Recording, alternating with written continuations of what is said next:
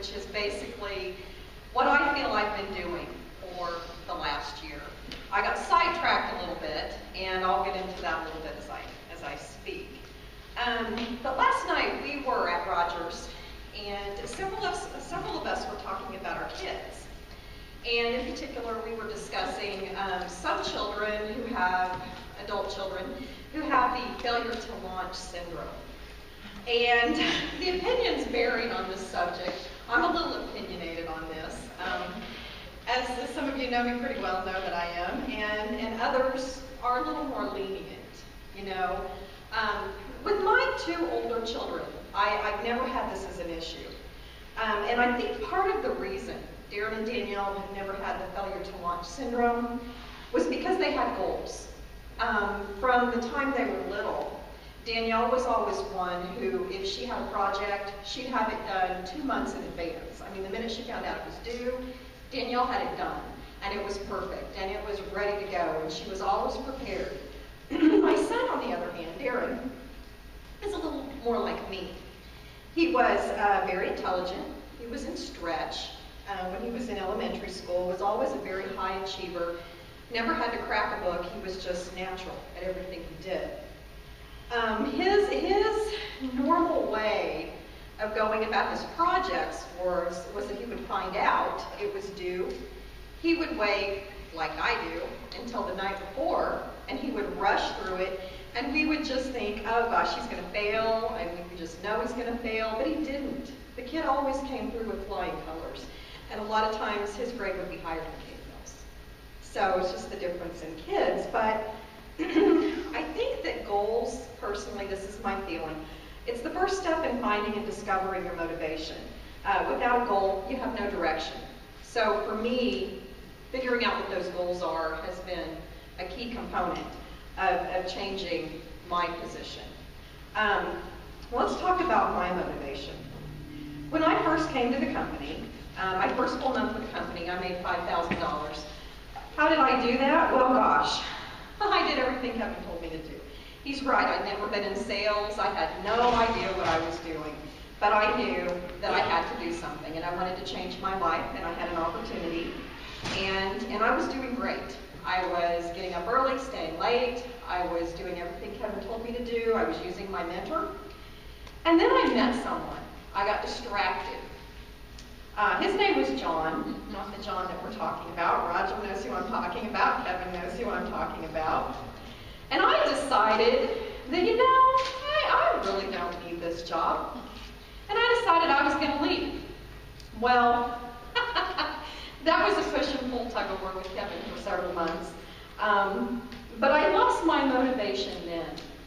I had done really well, and I was still doing pretty well, but things sort of started the downward spiral. And at the end, I ended up without the guy, but I still had the job, thank goodness. So Kevin helped me to turn it around. We turned it around. My sales started to go back up. And I began to set goals. I learned how to set goals because I really had never done that in my life before. I really never set goals. The first goal I had after that incident was to get my income up, obviously. And then it was for a house. Well, I got the house. And right about the time I got the house, I met another John. Well, I mean, I'd met him before, but I didn't like him very much. But I decided about that point that I kind of liked him. And once I got to know him a little better, and really it was about the time I got the house, for all you non-believers. I mean, it wasn't until then. But anyway, I decided I had another goal. Well, that goal was a ring, and I got it. So I accomplished that one. Well, so after I got the ring, I thought, okay, what's my next goal? Well, then I decided I better get a wedding date. So I have a wedding date. Obviously, you all know it's September 21st, so I accomplished that one. My motivation after that was, well, I think John should sell his house. That is my new goal. Once we decided that, you know, we came to an agreement. We sat in a restaurant one night and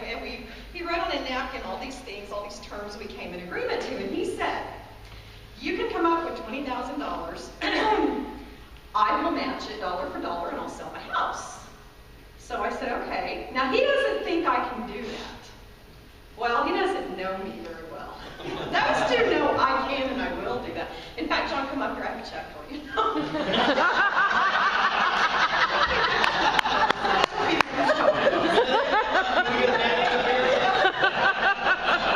So anyway, so that's my new motivation. And for me, and maybe for a lot of you, you have to find that thing that brings out the drive from inside. And a lot of people aren't real sure what that is. And so the most important thing is you need to write it down. You need to start with them. You need to write your goals down. We used to go through all those goal setting sessions for those of you who've been before. I don't think we're doing that this time, but yeah, we'll do it in December. And if you haven't, you need to be here in December for that, because you know it will change your life once you start working with goals if you're not someone who has done that. And as they said, I'm having my best year so far. And some things that you may ask yourself if you are off track, which is a common thing, whether you're new, whether you've been here for 3 years, whether you've been here for 5 years, 10 years, everybody gets off track. What are some things that you can do to turn that around? One of the first things is identify your goals, which I did. I told you what they were. Figure out what's important to you. Write them down. And put them in front of you. A lot of people will use a dream board. Kevin, when he was in the field, would always take pictures of whatever his goal was, whether it was a car, whether it was a house, and he would keep it on his dash. Now, I never have done that, but I promise you, everything that was on his dash, he accomplished. So if you're not doing that, think about doing that. As I said, write them down. The next most important thing is, as I did, you have to verbalize them. Tell people what they are. Because if no one knows what your goals are, if you're simply internalizing and you're not putting them out there, then you're really missing the mark. Talk about it. Say them out loud. Because as they say, you know, what you speak will come to pass. So speak about it. Speak as if you've already accomplished them. The next thing, work. I've changed my work habits. I've changed the way that I work. I'm trying to go back to the way that I used to work, get up earlier, stay out later, which I'm a night owl. I'd rather work all night and, you know, go out a little later. But whatever you have to do, work. Work holidays, work weekends, work Saturdays, work whenever you can, work. And Kevin tells the story too when I was new. I asked him, I really would like to work on Saturday. Can I do that? Is that allowed? And he kind of stood back for a minute and he said, you know, I don't know. Let me think about that. Well, when you tell me I can't do something, I want it all more. So my gosh, I was going to work on Saturday. Well, anyway, so I pestered him, and eventually he came back with the answer. Well, yeah, I guess I could let you do that this one time. Okay, well, I'm working every Saturday then. But anyway, do what you have to do. Work when your customers are there. And here's another thing, and I'm going to tell this whole story because this kind of touched me. And I hope I don't embarrass you by talking about this, but I'm going to put this out there. You need to find a support system. You know, I know that there are people here who may not, maybe none of you, but I know there may be people on your teams, there may be people in your life who don't necessarily support you, don't believe in what you're doing. That is the most important thing with this business that you can do, is to find a strong support system.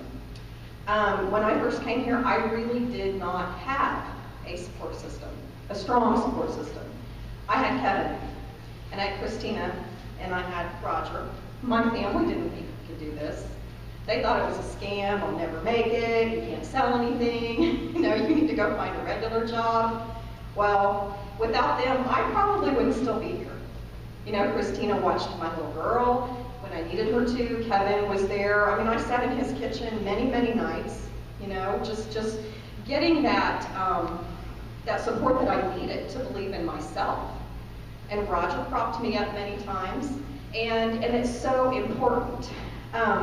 There's somebody here that I'm going to talk about just briefly. As I said, I hope it doesn't embarrass you.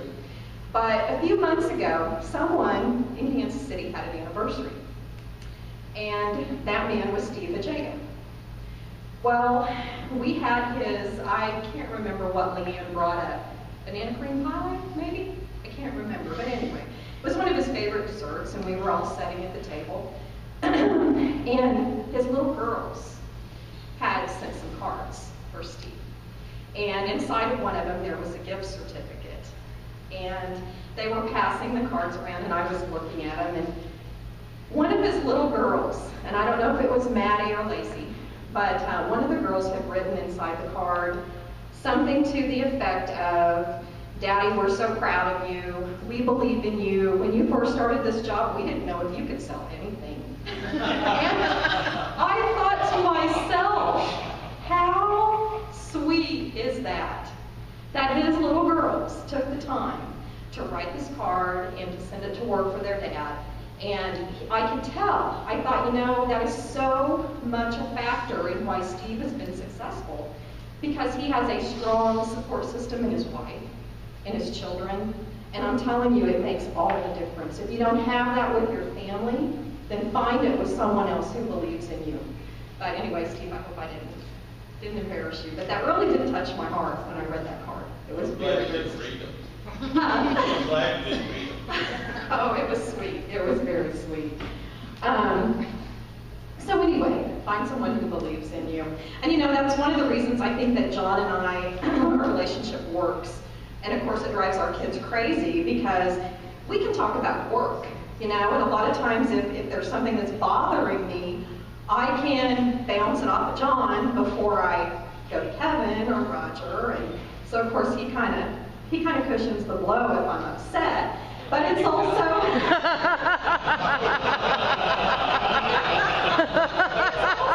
very nice because we relate to each other.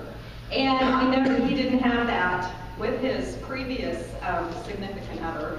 And of course, I've never had that. So it's a really nice thing to be able to, you know, share work success.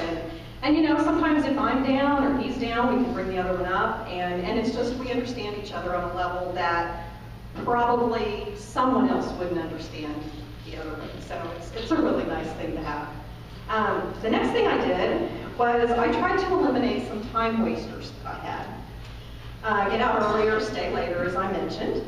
Don't take unnecessary calls. If you've got friends or family who are calling you during the day and you're wasting hours on the phone with somebody who's really just wasting your time, stop taking those calls. In other words, avoid people who are wasting your time. Cut out long lunches. That was that I used to love. I mean, I loved my long lunches. Kim was one of my original trainees, and she had so much fun with me. We had long lunches, we got our nails done. I mean, we did a lot of fun things when I trained her. Of course, Kevin didn't know some of these things we were doing, but I mean, we still sold. She did well. We still sold a lot of stuff, but we had a good time doing it. But anyway, we cut those things out. I cut those things out. We don't do them anymore. I do them on my personal time, and that makes a huge difference. But when I was struggling a little bit, I identified some of these things that, you know, I could probably get my nails done Saturday morning. I don't need to do it. Oh yeah, I know. They're great. I love them. They relax you. Anyway, so cut out the personal things. Handle personal things on personal time. The next thing you need to do is get organized. Start every day with a plan. I do much better when I have a plan and I follow it. I know who I'm going to see, when I'm going to see them, and especially if you're going several different places. And Kevin taught me that. He taught me how to plan my day. And I try to pass that on to people I train because it makes a huge difference. And, you know, as they say, work smarter, not harder. One of the things, also use your technology, as John mentioned. I got an iPhone. That really has helped me with things because I can email at my fingertips. Everything's right there. It's great. Also, one of the things that I like to do, and I try to do this more and more, is mental imagery. Some people do it, some people don't. But I imagine myself when I leave my house in the morning, physically putting on my work coat, walk out the door, I leave all the personal stuff behind me, go into the field. When I'm done with work, I come home at night, I take off the work coat, and I'm home. I can be myself, and I can leave the work part behind, I can leave the home part at home.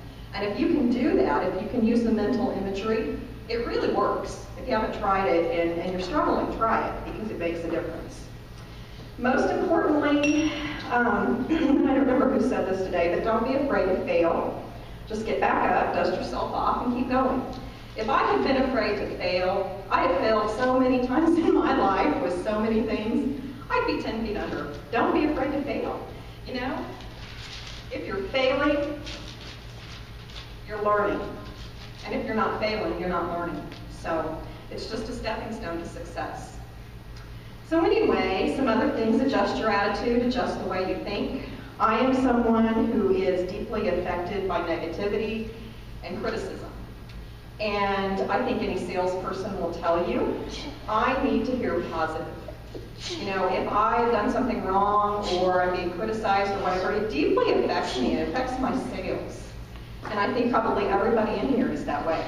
You know, so try to surround yourself with people who are positive, who build you up, who don't bring you down. Because if someone's bringing you down, it's going to affect your attitude and the way you present yourself in the field.